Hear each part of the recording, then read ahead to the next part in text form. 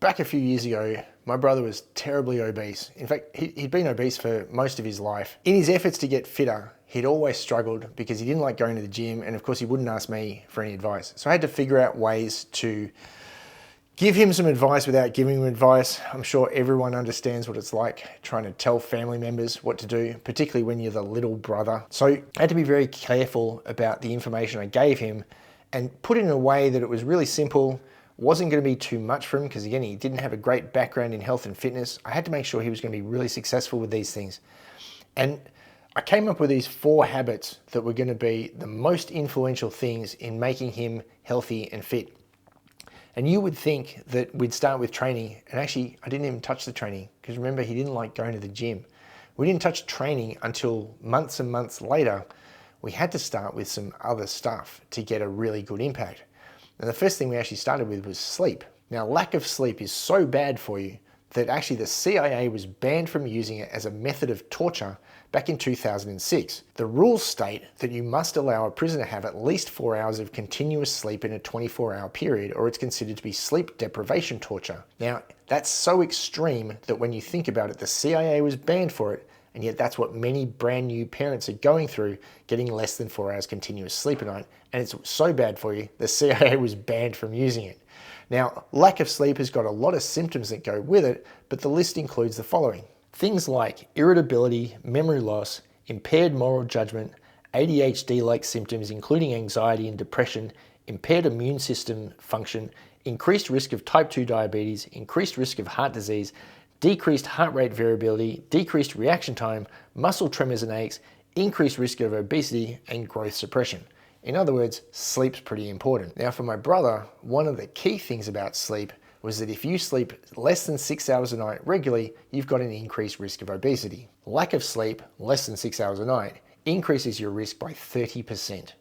It also doubles your risk of diabetes and heart attack. Most concerningly for any parents, less than 6 hours sleep actually impairs motor control more than being too legally drunk to drive.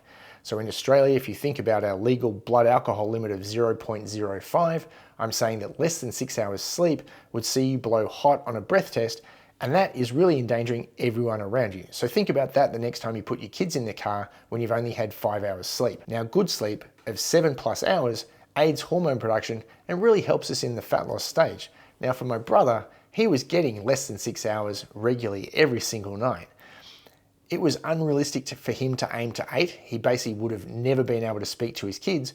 But by getting him to 7 hours of sleep a night, if you think about it, I effectively gave him 8 nights of sleep a week instead of 7. That's obviously going to be a good thing. Who wouldn't like an extra night of sleep a week? Simply by following this one recommendation, he lost 20 kilo over a few months. You'd think this is a solo episode and couldn't possibly be backed up, but I actually have another client, Gerhard, who was in exactly the same boat. During COVID, his gym got shut down. He was really worried about being able to maintain work, pay his rent, all the things that all of us were worried about during COVID. He was actually engaging me to help him lose fat while he didn't have any work to do. And we'd hit a stone wall. It wasn't until we started addressing sleep that he went from not being able to lose fat to losing a couple of kilo literally almost overnight and going from the picture you see here to the 6-pack within a 6-day period. Now with my brother, the next thing we tackled was simply walking. And the reason why walking is important is that we are million-year-old hunter-gatherers. We're designed to move around for quite a few hours a day. Research says it's like 5 to 8 hours of time spent during the day for the hunter-gatherer to forage for food. We use exercise now as a proxy for this activity, but the reality is exercise accounts for only a very small percentage of your total calories burnt for the day. What accounts for a large amount is your resting metabolic rate, but then it's this thing called non-exercise activity. Walking counts as the non-exercise activity. So for my brother, I managed to encourage him to simply not take his car to the station every day, but walk the 10 minutes to and from the train station every single day. And we got off the train in the city, he would walk to the office instead of take a tram further into the city. Now he's actually up to around 10 or 12,000 steps a day. And again, over a small period of time, he dropped another 10 kilo. So simply by going to sleep and getting a little bit more sleep every night and walking about 10 to 12,000 steps a day, if you're keeping count at this point, that means my brother dropped 30 kilo over a few months simply from getting more sleep and walking every day. Now, walking is so important to us that this study here shows that people who walked less than a mile a day died at twice the rate of people who walked more than 2 miles a day. I don't know about you, but weight loss aside, that's a pretty good reason to include walking every single day. And that's backed up by this study here that shows that walking 10,000 steps a day decreases your rate of death by over 40%. One extra side benefit for all of those of us who live in the modern world with all the extra stress that comes with it is that this 2007 study showed that walking in nature decreased all the signs of stress like heart rate variability, blood pressure, and even heart rate. Simply going for a walk in nature calms the body down. And that's what Spencer found following this program that I designed around these 4 key habits, is that the walking actually became not just his favorite part of the day, but the part of the day that led to the greatest productivity increases for the entire rest of the day. Now that gets us to food. And you would think in most exercise plans that the number one thing people should be looking at is food first. But as I've shown already, my brother made tremendous progress from using only sleep and walking to make huge advances in his health before we even had to touch the sensitive subject of food. Most people eat way too much food, which is why they ended up overweight in the first place. And that's because modern life involves a lot of meals out. Whether that's meal delivery services or actual meals in a restaurant, the vast majority of meals, 96% of US restaurant servings, exceed the daily totals for sodium, fat, and saturated fat.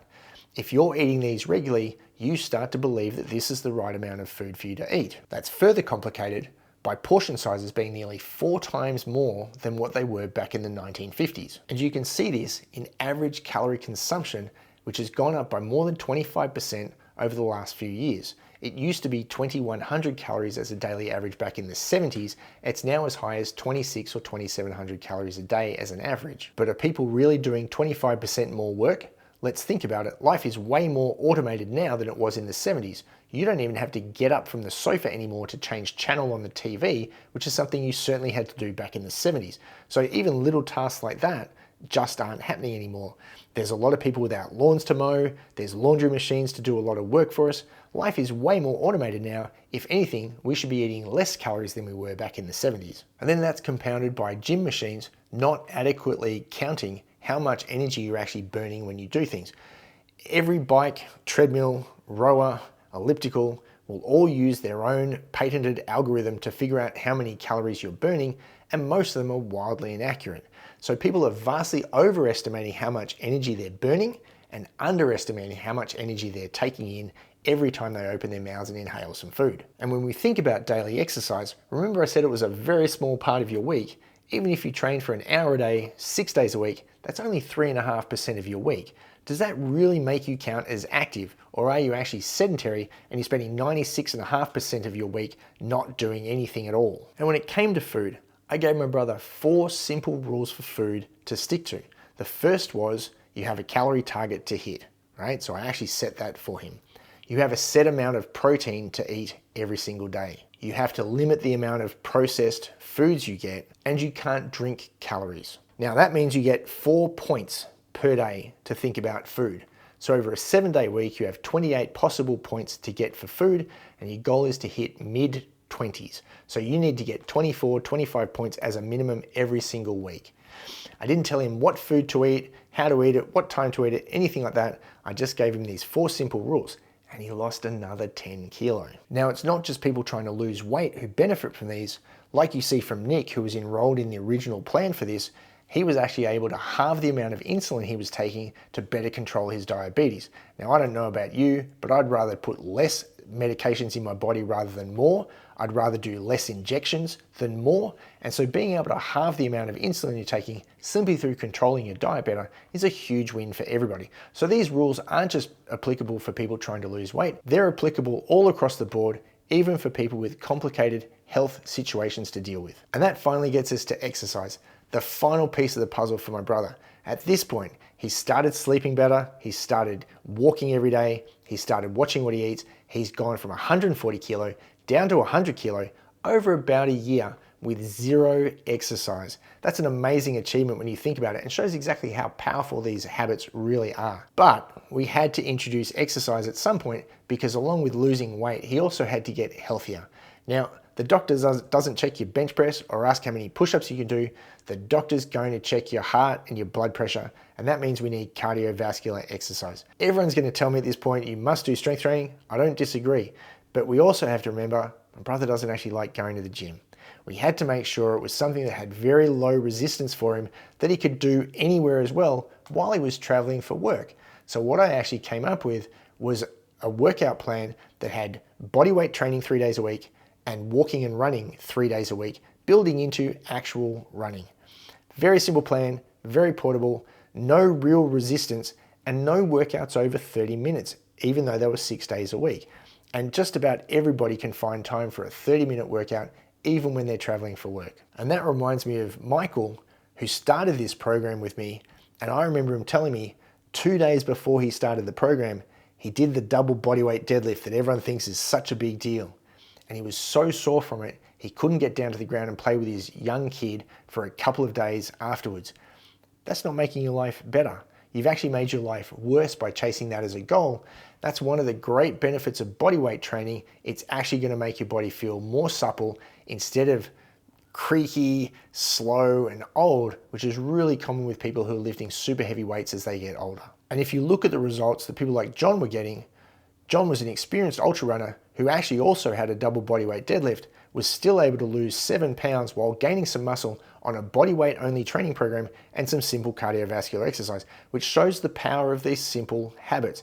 Everyone thinks you need to overeat and go to the gym and lift heavy weights, and this shows you that you can actually control your insulin levels, you can get stronger, you can gain muscle, you can get leaner and fitter, all with some really simple stuff that's been around for centuries if you think about how old bodyweight training and running really are. Now in the end, my brother ended up going from 140 kilo to about 90 kilo over about a year and a half. A tremendous victory for him in terms of getting healthier, losing weight, learning new habits, all with little to no idea that I'd actually been steering him in the right direction the whole time. I've actually turned this program into a 28-day challenge to teach people these habits. If you're interested in this, hit the link below. There's one starting on March 31, 2025.